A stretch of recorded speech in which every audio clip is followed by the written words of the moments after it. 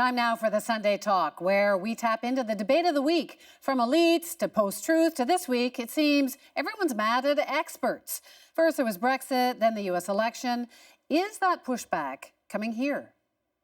Every week I take you through my playbook in a segment that's entirely devoted to teaching you how to handle your personal finances. Fitness expert and creator of the Tracy Anderson Method. Experts, a TV staple, lecturing on everything from fitness to finance. But lately, a backlash. Our CNBC insiders all over this very seismic story from every angle. Economists didn't see the 2008 crash coming. Is this the greatest medical error of our time? Doctors and nutritionists contradicted themselves. So right now we have Hillary's about a 75 or an 80% favorite. We have different versions of the forecast. And pollsters got it wrong. The public started to distrust not just the experts, but even facts. You believe that there was widespread voting abuse? I think there was in some states. In the millions of people? California allows it. You mean voter fraud, California allows? And now, some politicians who use that mistrust are winning. Take this campaigner for the Brexit Leave camp. I think the people in this country have had enough of experts with organisations from acronyms People in this saying... country have had enough of experts. From organisations with acronyms saying that they know what is best and getting it consistently wrong. Then one of Trump's senior advisors. The average American, I will bet you this morning, does not think crime is down, does not think they are safer. But it is. We are safer, and it is down. No, that's your view. And this week, this from Trump surrogate Scotty Nell Hughes. There's no such thing, unfortunately, more a fact. I'm joined by our panelists. Adrienne Batra is editor-in-chief of the Toronto Sun. Elamine Abdelmahmoud is social media editor at BuzzFeed Canada. And Stephen Marsh is a culture writer with Esquire magazine. So I have to start with you, Stephen. You've got a PhD. Yes. So you know everything. Why is everyone so mad at the experts? Well, I think it's the deepest economic and technological trends have built into this hatred of experts. I mean, I think on the one hand, you have an economy where expertise is literally the only thing that's rewarded, that we're going to a world where it's basically Google, people who work at Google and people give them massages. That's what eventually is happening. And at the same time, you have an online world where expertise is of no value and opinion has been completely democratized. So is technology the culprit here, Elamine? I don't think technology is what did it at all. I think these issues have been ongoing before that. You know, globalization, liberalism, it promised this amazing world. These economic experts said, you know, once we build this particular world, we'll have these amazing future jobs. And there are people who are saying, listen, these experts never knew what they were talking about. This world never came. And to them, they're totally calling them on it. Adrienne? I think that people in general are just tired of being told, well, this is what is going to happen when the opposite ends up happening. And it's not just, even in the political world, it wasn't just that, you know, the Nate Silvers got the election so drastically wrong against Trump. It was in Alberta, they thought they got the polls were wrong there. In BC, the polls were wrong. In Ontario, the polls have been wrong. So specifically in Canada, we've just heard over and over and over again, pollsters are wrong. But I kind of am in the middle on this. In the newspaper business, we rely on experts. You know, we run opinion pieces from them. And facts. And facts. Yeah. So I think that it's not necessarily just an abject rejection of experts. It's more just a frustration of people constantly saying, I know better than you. This is what the result will be.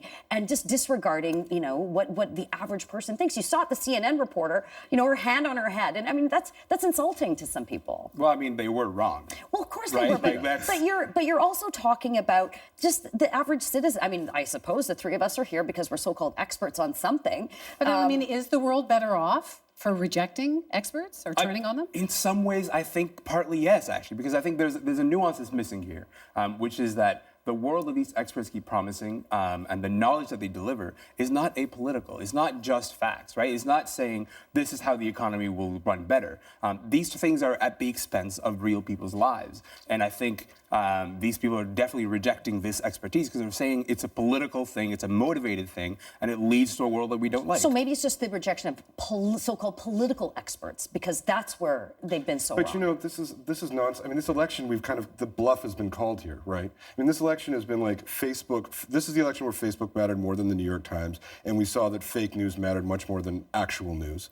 And we're all in a business where people don't care what we think because they're actually just putting what their friends think they want them to think. Well, they don't trust us. But I just don't think the social media created this reality. It just made it a little bit worse, right? Like, it's made it a lot worse. I mean, it's but it's not. I don't think that's the cocaine. initial point of where that came from. I think where it came from is a distrust of these experts saying this is how you make the world better, right? You saw economists who were at the head of the Federal Reserve was an economist and a nerd and a total nerd who knew everything that he was supposedly talking about, and yet the economy still collapsed. But you have to understand, like, it's okay to say there's no such thing as experts. Of course, disagree, and experts get it wrong, and experts get into war, and people mess up and make mistakes. But that doesn't mean you abandon all expertise, because that's what the Trump people are saying now. They're basically saying there's no such thing as facts. And of course, when you're involved in the largest episode of American Idol ever, which was the last election.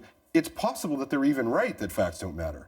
But when you have brain surgery, then facts do matter. When your pilot comes on to you and say, I don't want you to judge how I'm flying the plane because there's no such thing as facts, that's when you get off the plane. Well, expertise, of course, matters, and especially with technical things like that. You're not going to ask someone like us. Running a government is a huge of course technical it is, but you mentioned the Trump supporters, and in that clip, of course, they look ridiculous, and it's absurd what they're saying. I mean, you look at the guy that they helped elect, he's actually surrounding himself by experts. He's surrounding himself by people that have a very specific area of understanding on various files when it comes to national defense. When it comes to national, well, I would disagree with you on that one. So that's for a whole other panel. But I genuinely believe this is not a rejection of people like the brain surgeons, like the airline pilots. This is a rejection, and just the people are ticked off at the so-called pollsters and the political pundits who felt and told them over and over again, this is what's going to happen. That's where it gets this really is how your life is going to be because led. you're talking about emotional EQ versus IQ. Sure. And so are you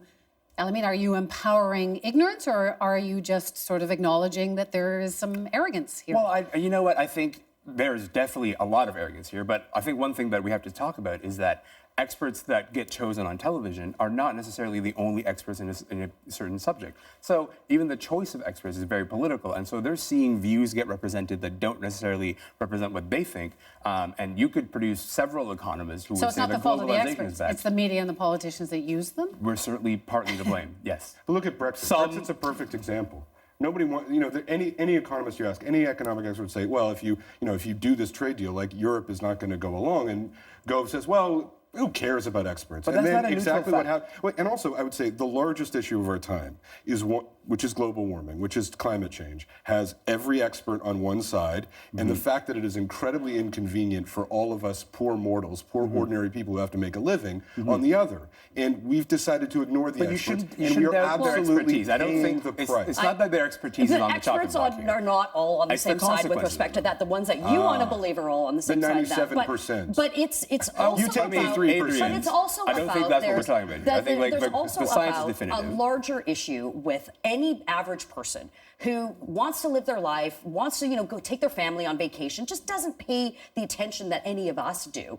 They reject this only because they're tired of it. They just want to be able to move ahead, not pay taxes through the nose, and then listen to some pointy head on TV saying, this is how you are supposed to live and exist within your life. We're going to tell you what's better for you. So you and Elamine, you're arguing that some pushback is actually a good thing. But where is this going? Because at the moment it just seems... It's not a good thing, it's just an understandable thing. Okay. I think there's obviously a lot of credit to be given to experts who do the work on climate science. It's just that those facts are not neutral because they impact jobs. Where is this going? I mean, are we just going to pick our own experts on every divisible topic? I think resoundingly the answer to that is yes. Like, if facts look the same as fake news on Facebook, if people are propagating whatever rumors they want to propagate, and it looks the same on your social media feed, then yeah, I think there's some sort of argument to be made that we're rejecting some sort of top-down knowledge, which is not a good thing. Let me be clear here. This has been tried before. It was called the administration of George W. Bush,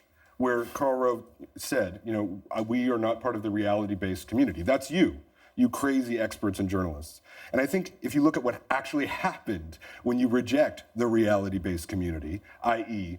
complete catastrophe, That's what happens when you ignore facts. And experts are annoying. I mean, you don't want to go to your doctor. Your doctor says to you, you can't eat steak and smoke cigars and drink whiskey. That's really annoying. But well, that's just your perspective. That's just what, and then what you say to yourself is, well, that's her point of view. I'm shockingly not the cynic on this panel tonight. I'm a little bit more optimistic than my friends here, but I don't think it is going to be one of those things where the pendulum swings so far the other way. Yeah, there's been some bad expert advice that's happened over the course of the last few years, but I think the truth will bear out over time with further elections and further economic issues that come forward. I don't think it's going to be just, everybody giving the middle finger to these so-called experts. Yeah, because knowledge will continue to be so political, right? Yeah. So, and it will be deployed in political means. What won't change, though, is people don't want to be told what to think all the time. Well, it's a pretty fundamental shift, and it's being taken up by a lot of politicians, so we'll see which way this goes. Thank you so much for being with us tonight.